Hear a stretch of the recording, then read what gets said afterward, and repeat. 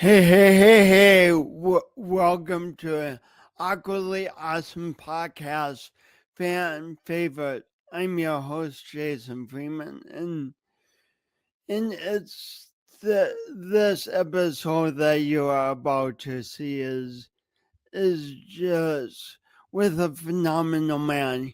He's a flight nurse, and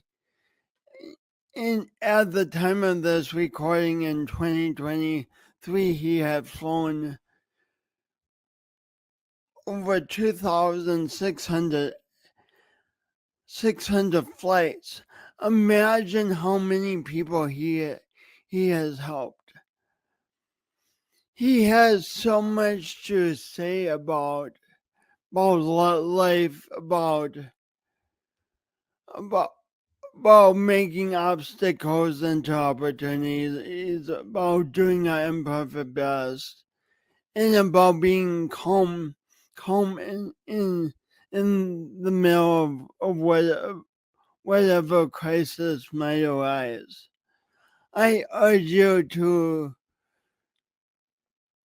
watch this episode. I know it greatly impacted me interviewing Rob. I hope you enjoy it.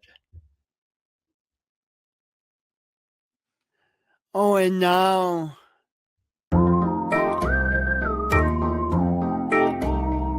today's guest, Rob Freese.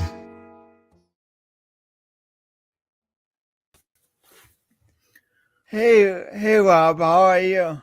I'm doing well, and you? Good. Thanks for being on the Awkwardly Awesome podcast. It is absolutely my pleasure. So I love starting people off when they were young. If I had known you when you were 7 years old in Rapid City, South Dakota, first of all, how many times had you seen Mount Rushmore by the time you were 7? Probably 25. I honestly don't know. We went there quite a bit. Well, it's just amazing different perspectives on the world. Like, most people in the world have probably never seen Mount Rushmore, but you has. But it's just like a place you've always gone to. You know, I've been very blessed to have been raised here in South Dakota. I mean, I was born in Iowa, but I've been here almost my entire life since I was about 1. So I've been very blessed to call this state home for as long as I have. What have you loved about living your life in South Dakota? I don't know. Maybe it's genetic. I just absolutely love the prairie. I love the fact that South Dakota is so varied. Everything from that, like here, the prairies to the Great Plains of Western South Dakota to the Black Hills. I just love it all. And the fact that we have seasons that actually this year doesn't seem like, and I'm not complaining, but it doesn't seem like winter wants to come, which is fine. But we have change of seasons, which I did live in Florida for a year, and that was really hard to not have that change of seasons. And I really like the people here. People are hardworking and very family oriented and very community oriented and care about each other. And I really like that. Yeah, it's a great place for people listening. Today, when we're recording this, is supposed to get in the 50s, and it's December in South Dakota. A little unusual. Well, last year, this time, I think we had 2 feet of snow. So it's like we were saying, the land of infinite variety. So anyway, if I had asked you at age 7 what you wanted to do when you grew up, what would you have said? I think at age 7, I would have said play in the major leagues in baseball. I was very much a baseball kid when I was 7. as far as that, I honestly don't remember any like career goals back then. So yeah, I'm guessing I would say play in the major leagues. What do you love about the game of baseball, or what do you love about the game of baseball? Well, I love that there's each team has 27 outs, and you have those 27 outs to do as much as you can to win the game, and there's no clock on it. And there's a little bit of luck involved, but mostly it's skill and drive and grinding it out, um, and being technically sound. And I don't know. I also like the fact that you fail two-thirds. If you fail 2/3 of the time at the plate, you go to the Hall of Fame. I mean, there's something about that, because life's not, you don't win all the time, and it teaches you that it's okay to have a bad at bat, or it's okay to, get caught stealing a base, because you're going to get another opportunity. And you just have to make the best of each opportunity. So much in life seems to push us towards being perfect, trying to make our lives perfect. But you're saying baseball teaches us another way of being almost. Well, yeah, I mean, it's impossible to be perfect in baseball. It's absolutely impossible. And even the greats know that, and they don't even try to be perfect. They're trying their hardest each time they're up there, but they know they're not perfect. So they're just up there trying to put the ball in the bat, or trying to put the ball in the glove. And I also like the fact that there's no clock. Well, there is a clock now, but I like the fact that there didn't used to be a clock on baseball. It kind of evolved at its own pace, and each game was very different that way. So, but life changes a little bit. I guess I have to get used to things, but. So how did you move from the dream of being a major league player to the dream of being a nurse? Well, first, I wasn't that good. And then, I don't know, as a kid, my mom was a nurse. What kind of nurse was your mom? Well, actually, she got into nursing education, but and she worked at nursing homes and at a drug and alcohol treatment center and stuff too. But she got into nursing education, and I was when I got out of high school and went to college, didn't really know what I wanted to do. Kind of thought I wanted to be a doctor, and I don't know. Life kind of takes over, and you float different places. And I was working in a mental health facility as a counselor and counselor supervisor. And the psychiatrist there had mentioned maybe he needed a PA. So I applied to PA school, and I had plenty of mental health experience, but I didn't have any medical experience. So the PA school didn't take me. And so I thought, well, I'll just go to nursing school. I'll get a 2-year nursing degree, and then PA. Then I can get into PA school. Well, I went to nursing school, and eventually, by the time I was ready to go to PA school, I didn't want to. I was enjoying being a nurse. Felt like I was doing good work, and the opportunities come up a couple other times to advance, become an advanced practitioner. And I just, I guess once I started flying, I felt like I have the autonomy that I want in my practice.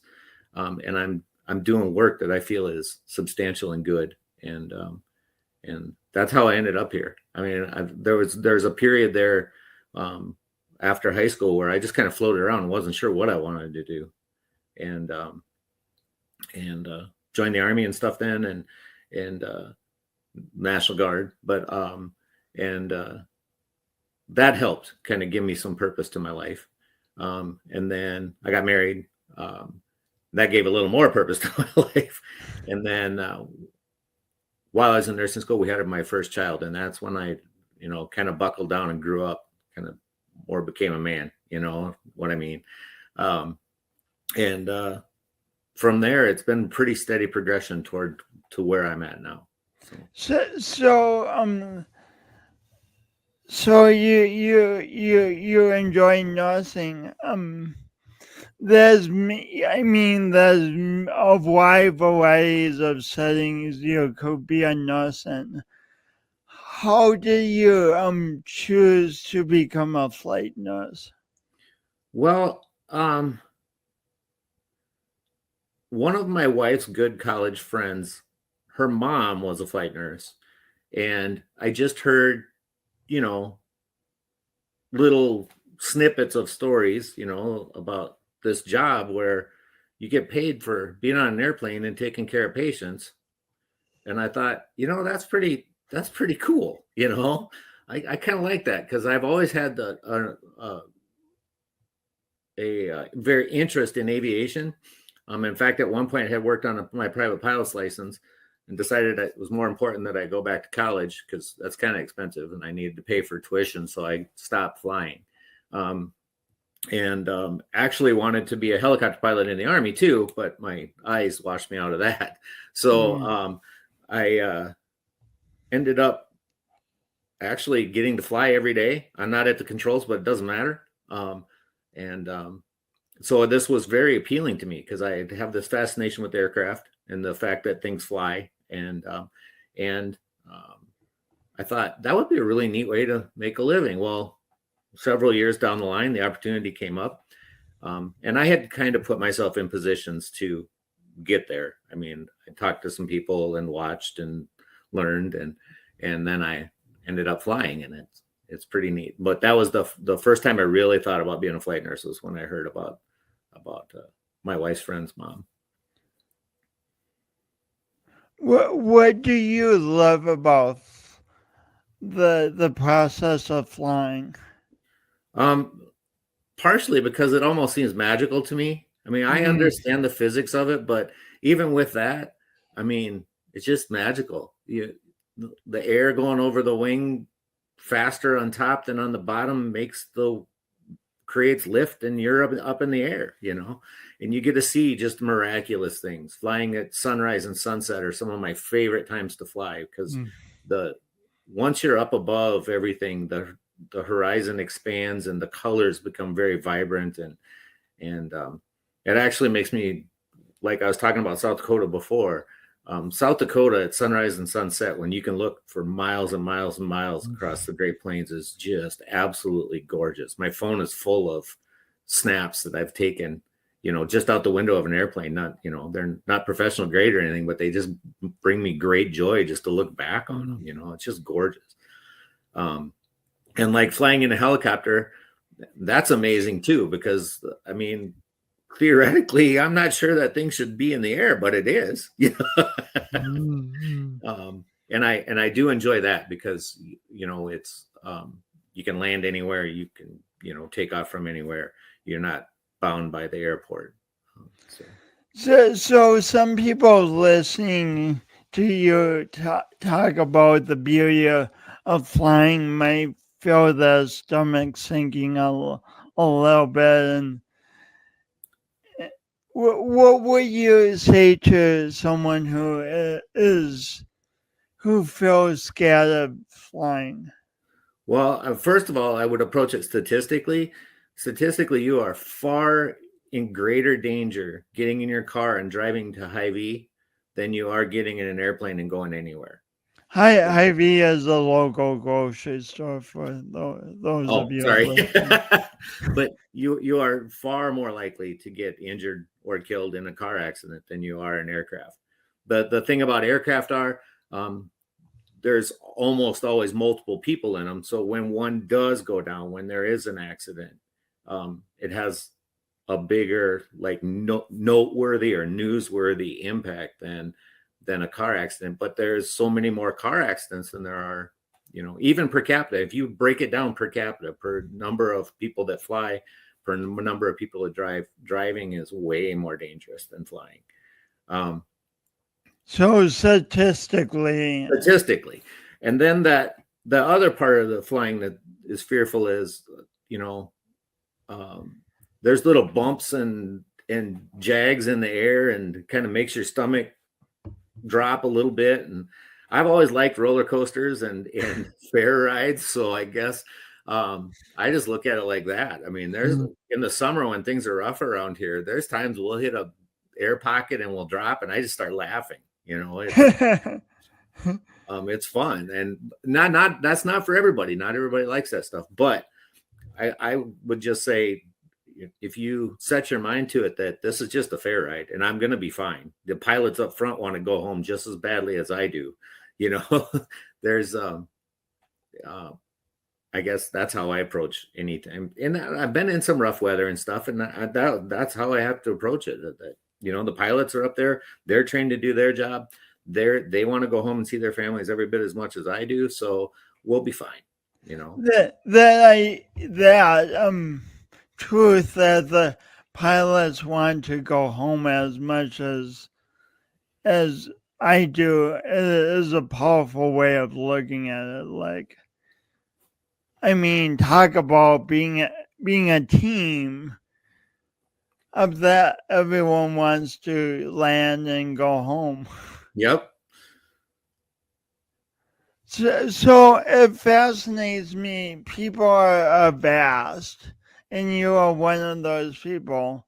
So we're talking about your love of flying, and I want to touch briefly that you recently went out deer hunting. What is that experience like for you? Very much on the ground. Actually, I really enjoy archery hunting. I enjoy rifle hunting too, but I've done it for so long and have shot enough that, you know, the challenge is a little lessened because I can shoot a rifle a long ways. Archery is not that same thing. Archery is, you have to get within, you know, 60 to 120 feet of your target to get it, to have a good shot, to make a clean, ethical shot on it. And that takes a lot of patience, and it takes a lot of quiet time by yourself, because it's not something you can do with other people. You have to be absolutely still and quiet. And I love it because it gives me a chance to sort the stuff out in my head that needs to get sorted out. I mean, I spent 4 days in that blind alone before I got my deer. You said 4 days. Yep. 4 days. Yep. How many hours is that about?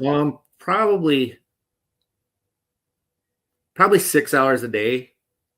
3 hours in the morning. When you say a blind, would you please describe what that is? It's like sort of like a tent that has movable windows on it, and it's camouflaged. And you set it up in an area that it blends in with the background. So that, and you were on the ground? Yeah, I was on the ground. Okay. I also did hunt out of a tree stand a little bit, but it was pretty windy. And while I'm not scared of heights, I don't like being up on a little platform in high winds. That's just not fun. I've taken care of people who have stood on little platforms in high winds and fallen off. So I decided to stay on the ground, on the ground this year for the most part. So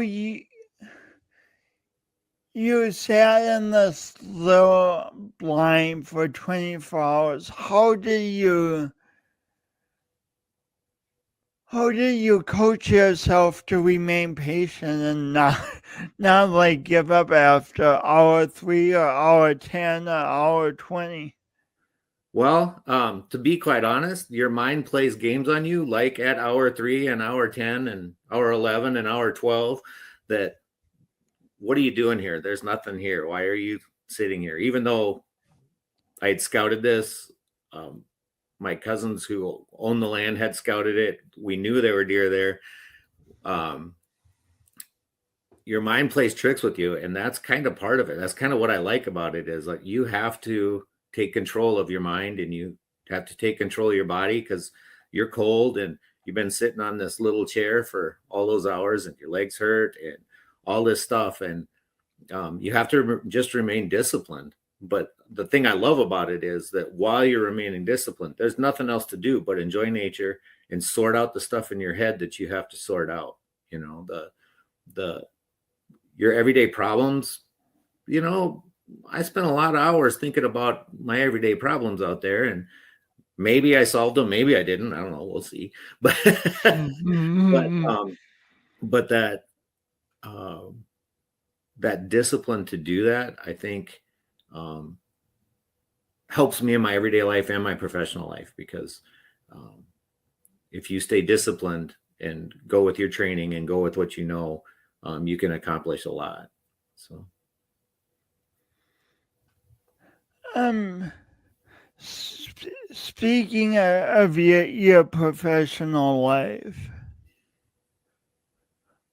when we talked before, you say your work keeps you interested. Could you say more about that? well, when I go to work every day, excuse me, when I go to work every day, I don't know where that day is going to take me. Most people, Literally, you don't know what location your work will take you to. well, that's true, and also it's true. I don't know where professionally what I'm going to have to do, or what I'm, what skills that I've developed that I'm going to have to use. Most people, when they go to work, let's say you go to an office, you have a pretty good idea what you're going to do for the day. Whether it's calling customers or crunching numbers or designing something or whatever it is. It's all important, but you have a pretty good plan of what you're going to do. I know that when I go to work, there's certain tasks that I have to accomplish right away, like checking bags and checking equipment and stuff that has to happen every day because that all has to work. But other than that, I have no idea where I'm going to go or what I'm going to do, or who I'm going to meet. So that keeps me very interested. But also working in critical care, uh, um, air medical transport, um, my skills get tested on a regular basis, and that keeps me interested. I also do a lot of reading of journal articles. We all do. You have to stay on top of things. Um, and that keeps me interested. And I've always been a fan of science, and you know, it's all science. Yeah, I just I don't know.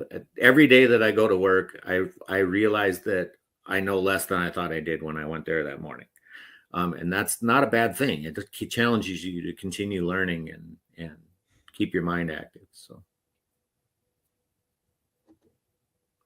So, we often think of, as a kid, I looked up to adults, professional adults, and I thought they knew it all, but you're saying what work teaches you repeatedly how much there still is to learn, huh? Yeah, I honestly every single day I feel like I know less than I did the day before, because I open another chapter of something and all of a sudden there's all this information, um, and it's good. I mean, it definitely keeps me humble. I definitely am not don't know anywhere near everything. I can find most things. I know where to look to find most things if I have time and stuff, or I know who to ask. um, but and I think that's part of this job is you don't have to know everything. You just have to know where to find what you need when you need it. You just need to know where to find what you need when you need it. That's such a good reminder because we have access to such a wide variety of information all around us. Definitely. Things have changed a lot in the last 22 years that I've been flying. Things have changed an awful lot because they went from everything was on paper and we carried stuff in our pockets. I mean, our pockets were full of charts and stuff, and now it's just my phone. and that's it. Mm, And mm, not only that, but I have access to the entire internet off that phone mm, most of the time. Like not in the air, obviously, but when we're on the ground, like at a referring hospital or on the ground on a scene, generally you have almost always cell phone coverage there, so you can access the entire internet if you need it. mm, It's not always conducive time wise to do that, but and I always have I can have contact with a physician back at my home base because we have a satellite phone. So mm. I do have access to information that 22 years ago we did not have access to. um, uh, that being said, I don't know that my practice has changed a ton. I certainly have access to the information, but back then I feel like we kind of had to memorize that information. So maybe things are a little smoother now than they used to be. But That sounds really good. So when you arrive on a scene, what kind of range of conditions could you find? well, like from car accidents um, to people that are, people in car accidents that are barely hurt to people in car accidents that are deceased or very near deceased. Um, for medical scenes, usually it's somebody that's having a stroke or in cardiac arrest that we go for. Um, um, the farm accidents. I mean, it's a very wide variety of things that we fly to scenes for, but usually it's usually vehicle crashes. What are some things that people not in healthcare should know about emergency situations? I think the number one thing is no matter what, stay calm. Force yourself to stay calm. It's okay to be just terrified inside, but you have to take control of those emotions, because if you let the emotions take over, you're going to activate your sympathetic nervous system, the adrenaline in your system. And while adrenaline does some really good things, it makes you strong, it makes you hyper alert um, to threats, not necessarily to everything else, but it makes you hyper alert to threats. Um, get your blood pressure up, get your heart rate up, get you ready to either fight or flee. I mean, that's its whole purpose. Um, in a crisis situation, if you allow that to take over, um, the negatives of it is it causes you not to think quite as clearly, and it makes you focus on one thing, the most important thing, that the most important threat. That's what everything's focused on. There's a lot more going on than that one thing. So I would say get control of that initial fear, that initial blast of fear, and then start thinking your way through it instead of acting instinctively, act rationally. And also act, not just react. The sympathetic nervous system is a reaction, but it's important to take action, not reaction, in those crisis situations. So humans often like like they throw the initial blast of fear and then they're off to the races in the heads. How can we notice those emotions instead of reacting to them? Some of it comes with practice, to be quite honest. I mean, Mm. I've been in those situations a fair number of times over the years in various situations between, the military and my job and, and just life, and so like everything else, the more you practice something, the better you are at it. And fortunately or unfortunately, I've gotten real good at it because I've been in situations a bunch. But I guess for somebody who's not, let's say you're not been in critical situations a ton. Just that first fear, that first feeling in the upper part of your stomach, lower part of your chest, when the butterflies start, it's time to just take a second and take a breath and think. Actually force yourself to think, because once you start thinking, you can take control of, you can take control of your mind and not let that fight or flight take over. And it's death, fight or flight's there for a reason. I mean, as we evolved, we used to be hunted, by predators, and that's what kept our species alive, was that fight or flight. So now life's a little easier than it used to be. So, but that's still there, and we have to override it to accomplish whatever it is that we need to do, and think our way out of it. And I really think making conscious thought and taking conscious action is the first step to breaking that initial blast of fear. And it's okay. I mean, there's times I'm still scared inside the whole way through the whole thing. But once you've taken that initial step and kind of calmed yourself down and forced yourself to override that chemical blast of adrenaline in your system, things work out. I mean, you think clearer, I would say the worst thing you could do is freeze up and not do anything. Just take some action and it'll break that. So am I getting this right? You're talking very much about awareness, becoming aware of the butterflies instead of ignoring them, and then noticing that, and then using that awareness to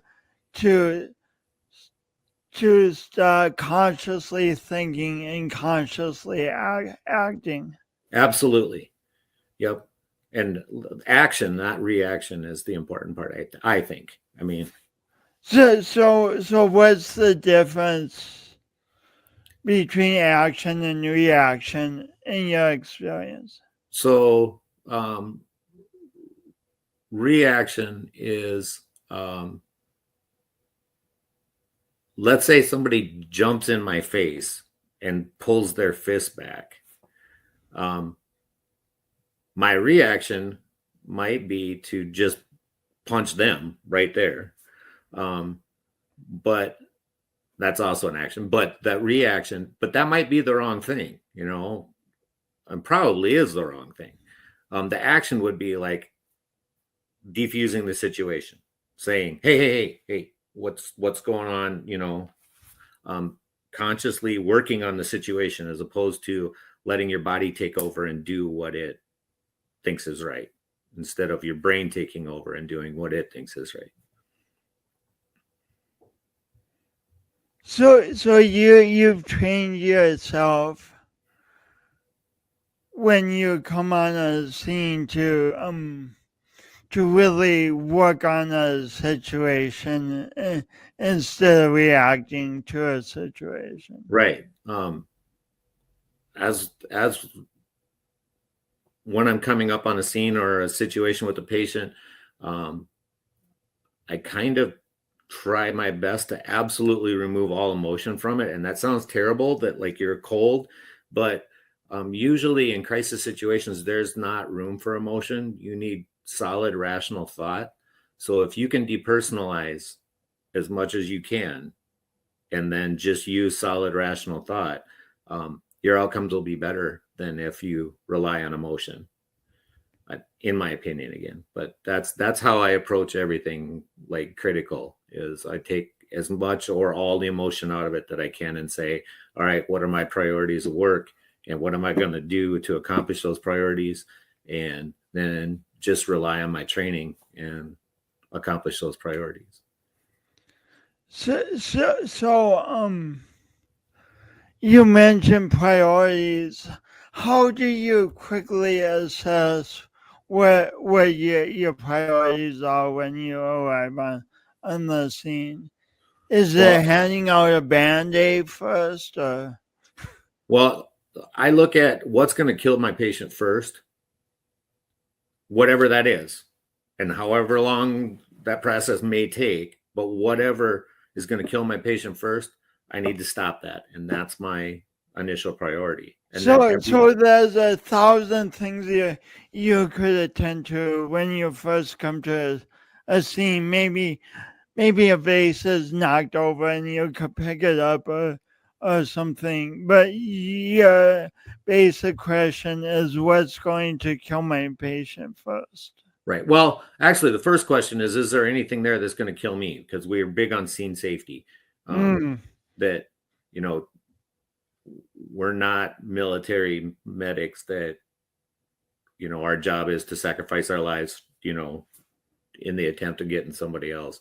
I'm not saying that it doesn't happen, and I'm not saying that I wouldn't do something somewhat scene safety is important. We'll just say that. And I mean, the basic concept right. is if you're not alive, you can't help. We can't take care of anybody. Yeah, exactly. So the first thing we do is establish scene safety, and then I'm looking. So, are there hazards that are going to hurt me? No. Okay. Now, what's the most important thing? What is going to kill my patient first? And then I do whatever I can in my power and my experience and my training to stop that. And then once, let's say we get that stopped, then we'll move to the second thing. You know, is there something I can do to improve this patient situation? And then the third thing, is there something I can do to make that more comfortable for the patient? And, you know, on down the line, I have these priorities of work that hopefully I've established by then. Sometimes you don't get past the first or the second one, you know, but that's where that rational thought and getting control of your mind and your body is important. So far we've been talking about your relationship to coming on the scene, but how important is team to what you do? Team is everything to what I do. I have never saved a single life in my career. My partners and I have saved lots of lives, but I have never saved a single one. There is no I, there is just us. And I have established incredibly close bonds with the people I work with because of that. You have to absolutely trust the person you're with implicitly. That not only that they know what they're doing, but also that they know that you know what you're doing. And it's an incredible thing when you work that tightly with the team. It really is. I've made relationships that I don't know that you can form anywhere else, except maybe the battlefield. I don't know, because I'm, you know, have a little bit of a military background. I guess I always go to that kind of stuff, but I mean, there's something about sharing crisis situations with someone and getting through them that creates a bond that is very different than any of the other bonds that I know of. Do you work with the same team members each shift? No, we rotate around, but there's like 13 or 14 of us, and there's like 13 or 14 paramedics. So you end up working with, and over the years, I've worked with all of them. But some of them I worked an awful lot more with than others, you know, just by way scheduling and stuff goes. But no, we don't have assigned partners every shift. I mean, each shift we have an assigned partner, but it can be somebody different every day.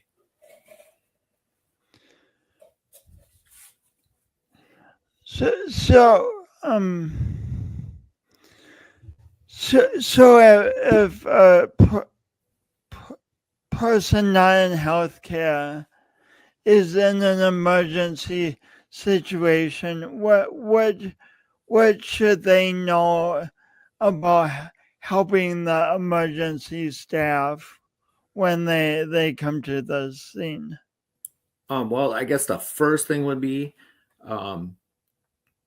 step back, let the emergency staff get to the patient or get to the situation, and then answer the questions that are asked, don't necessarily just start blurting things out, because there's a lot going on, and those emergency people that are there are trying to sort things out and make that plan to identify the priorities of work. And so extra information, too much information is a bad thing in that situation. It can really cloud things. And it's really important right at the beginning to get it right, to get your priorities right. So while a bystander might think that they're really helping by pointing something out or dragging someone somewhere, that might not be the actual priority that they're, especially like in a multiple patient situation, that might not actually be the priority that should be, and so trust those emergency workers and give them space is, I guess, what I'm saying. If they ask you a question, answer it. But if they tell you to do something, do it, if you're capable. But otherwise, just kind of give them space and let them do their thing. So you're saying when emergency staff comes on the scene, the bystanders suddenly part of the team, but they're definitely not the leader of the team. Right. Even sometimes bystanders have medical or nursing training, and that's great. I mean, they can provide care before that emergency team gets there, but that emergency team is who's actually going to be providing care for that patient until they get to the hospital. And so they operate on their own protocols and orders and such, and their own training. And so once they take over, they actually have to take over. Like that's the route that it's going, and I would say the biggest thing I can say is just trust in your emergency services people. Trust them. They're trained. They have their protocols. They're going to provide absolutely the best care that they possibly can to that patient and get them, where they need to be, so. How about as a patient in an emergency scene, how can patients help the emergency personnel? Just simply by, if they're able, answering the basic questions that we ask. I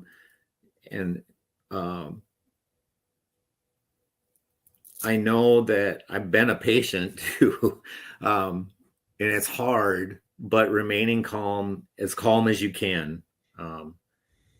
And there's a lot going on with pain and fear and all that stuff, but remaining as calm as you can, and answering the questions. And then understanding that you really are the most important thing in those people's lives right at that moment. And they're doing their absolute best. So if they do something that hurts you, they're not trying to hurt you. They're trying to help you. And sometimes we may inflict some pain on somebody by trying to help them,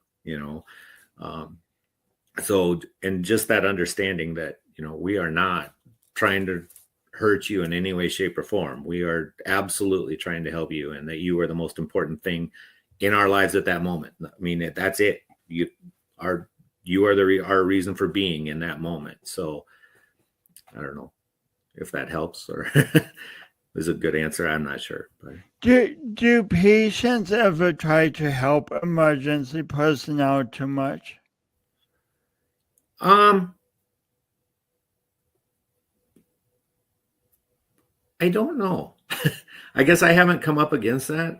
But usually when we're called, by the time we're called to a scene, let's say, it's they're pretty sick or hurt by the time we get there. So no, I guess I haven't really run into that. Sometimes from in inter-hospital transfers, patient will try and direct their care, which is fine. I mean, that's their right. But again, if it goes against our protocols and stuff, we can't do what they want. So without orders from doctors and stuff, and and sometimes we won't get those orders. So I guess once in a while, it doesn't happen very often. How do you deal with all the unknowns in a crisis situation without getting bogged down by trying to figure them out? Well, it goes back to that. You make that your priorities of work and you start checking them off, and everything else that's happening outside that. Sometimes a patient can have a distracting injury, like they're bleeding, but they're bleeding quite a bit, but they're not massively bleeding. Or there's an injury like their knee is dislocated or something. It's very painful. It looks terrible. But that's not going to kill you. You know, what could kill you is the fact that there's a fracture in the person's neck. And if they move wrong, then they're paralyzed or die. That those priorities of work, establishing that, okay, I'm going to make sure that the neck is secure before I move, make sure they have an airway, make sure they have a pulse, make sure their neck's secure. Now I can move down and I start checking things off. That's not going to kill them. That's not going to kill them. That's not going to kill them. Okay, now we can address this knee. It's being disciplined and focusing on those priorities of work that you establish. And in my case, it's focusing on what's going to kill them first. So I check that off.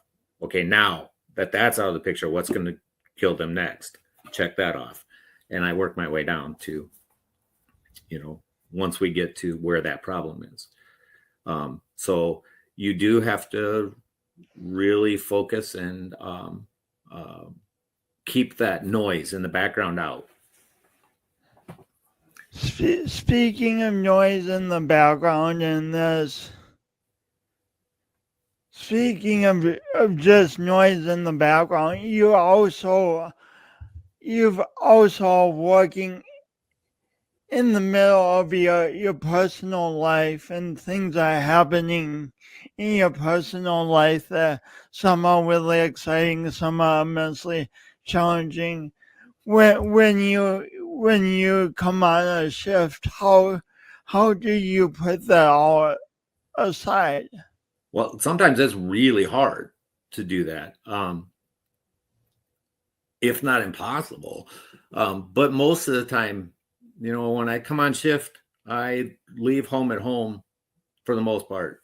And hopefully when I leave shift, I leave work at work. That's not always right.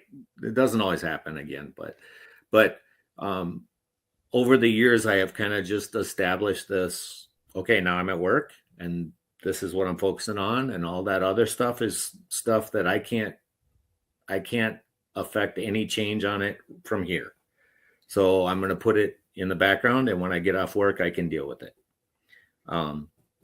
And hopefully I do the same thing when I leave work. Sometimes I feel like it's harder to leave work at work than it is to leave home at home. So this is obviously a huge hazard of your job. You see your job is constantly seeing traumatic things. Can you say more about how your team helps each other to do the best they can to leave work at work? Well, my team is very good about when you have one of those situations, making you talk about it. It's if you bottle that stuff up, and I've done it at points in my career, if you bottle that stuff up, it's going to affect you negatively down the line. And just talking about it actually is probably the biggest thing about letting it go, getting rid of it, being able to deal with it. How does talking about that stuff help? Well, I guess part of this job is questioning whether you did the right thing or not. And when you talk to your peers, maybe they're going to have some constructive criticism, which you have to be open to. You have to in this job. You have to be able to be criticized, because you're never going to grow in it if you don't take advice and accept constructive criticism. Now, negative criticism, I've got no time for. None. Constructive criticism, you can tell me all day, as long as there's a solution to. I'll take advice all day. That's all it's going to do is make me better. So you have to be open to that constructive criticism, but also I think just acknowledging that something happened, like saying the words and hearing somebody say and truly mean that they're hearing what you're saying, and maybe even feeling some of the pain or anger or frustration that you felt. There's something about that allows you to let it go. I guess we're kind of each of our partners or teammates therapist in a way, and we all have been through maybe not the exact same situation, but similar situations, and it's always good to have another viewpoint on something. Sometimes there'll be things that you bottle up that you think are the biggest, most terrible things in the world, and when you do end up talking about it, the person that you're talking to puts it in perspective, and you're like, oh yeah, I never thought of it that way. I guess that isn't, so we're really good about that, though. We really are. That's really good. So I want to ask as well, wrapping up, what through your job for 26 years, thousands of missions, what have you learned in general about the similarities and differences between people? I think we are all an awful lot more same than we are different. I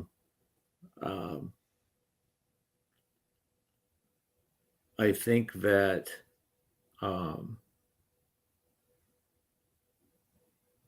fear and pain and those things actually do affect everybody pretty much the same. That our reaction to it is what makes us different from each other. So you may have a patient two patients have the exact same injuries, and one is stoic and calm, and the other is hysterical and freaking out. And both are right. I mean, for their situation, they're both doing the best they can at that moment. And I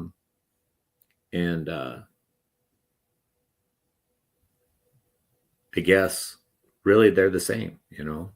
I really think people are very much the same. It doesn't. How has your job increased how much you care about humanity? To be quite honest, a lot, because when I started nursing, I had just come out of mental health, and I was working with adolescents, and they were kids in trouble with the law and a bunch of stuff, and it wasn't really there was a really hard group to work with, and I did not have a real high opinion of humanity. And the more I do this job, the more I see that everybody at their core is, I say just, but I'm not minimizing it, but everybody is just a person, a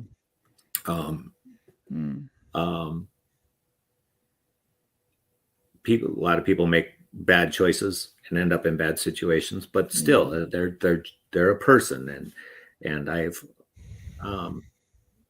I guess it really has made me feel hopeful for humanity. I don't, I don't know. I'm just trying to do my part to help things along. So.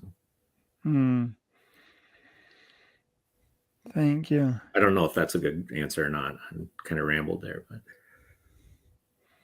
It is powerful because you have a very unique perspective. You get to see so many lives on such a different level as than many of us do. Thank you. well, Um, one more question. I in these podcasts, I always ask my guests what imperfect best means to them, and what it means to me is I envision my best and go for it, but when I make mistakes or experience obstacles, instead of giving up, I try to learn from all of that and move forward. What does doing your imperfect best mean to you? No, no, Swab. well, I am about as far from perfect as you can get. So I do my imperfect best every day, I hope. But it means that a knowing flat out starting out that I'm not going to do anything perfectly.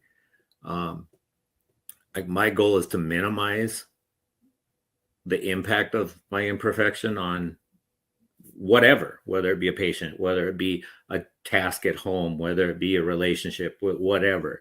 My goal is to minimize the damage of any imperfection first. And then, like you said, to learn from it. An obstacle is, I'm not even sure an obstacle is an imperfection, actually, in my mind. An obstacle is something to be figured out and to either gone through or over. It's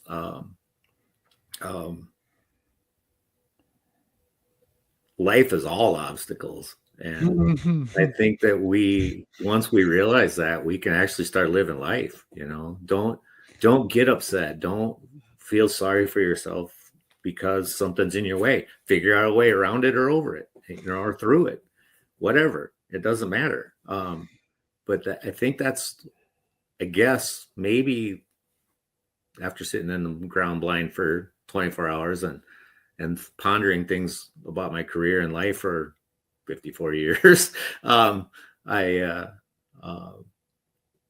what life's about. It's about those obstacles. It's not about the easy times. It's the hard things that we do that make us who we are. It's the hard things that we do that give us our sense of accomplishment. If life was easy, everybody would be fat and happy, and I'm not sure that's what the things are supposed to be either. I wrestled in high school, and I learned to enjoy the struggle, the grind, the pain, the long hours, the whatever it is, but that dedication to whatever you're doing. And I've hopefully applied that to my life.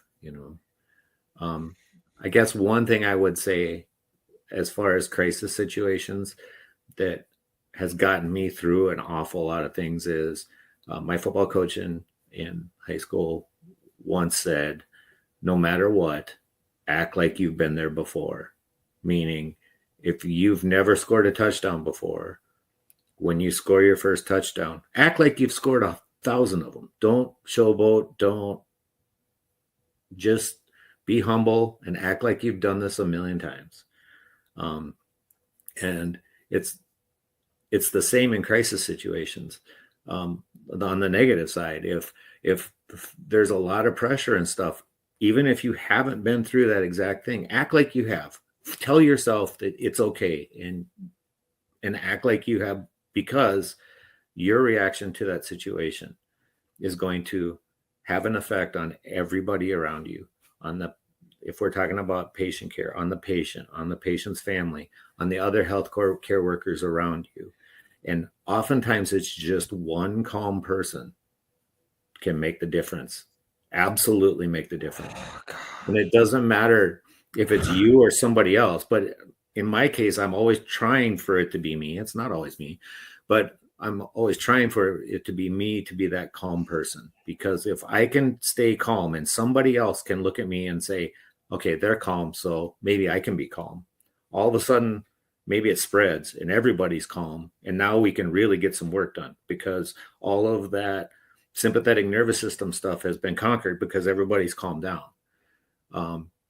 And maybe I haven't been there before, and maybe I haven't even been close to there before, but if I stay calm and I can get that to spread, I think, that's a key to accomplishing whatever the mission is, whether it be healthcare or your finances or, you know, trouble in a relationship or whatever it is. But staying calm is that key, I think. Gosh, man, you just brought so much. I have so many goosebumps right now. What you said in that answer is so profound. But the thing, I mean, I encourage people to go back to what you just said because it's profound.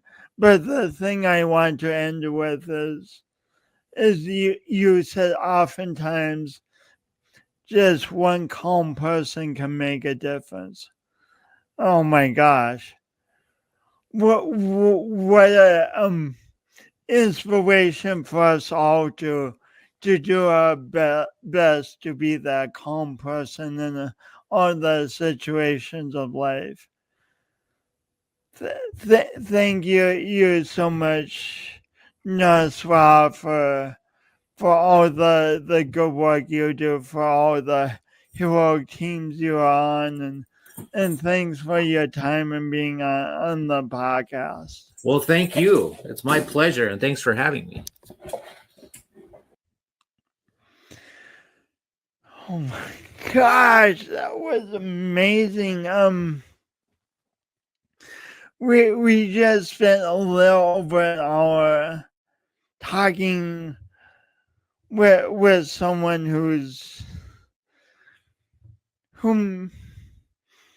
makes a living helping people in crisis situations, and all the wisdom Rob imparted about doing the best we can in crisis situations.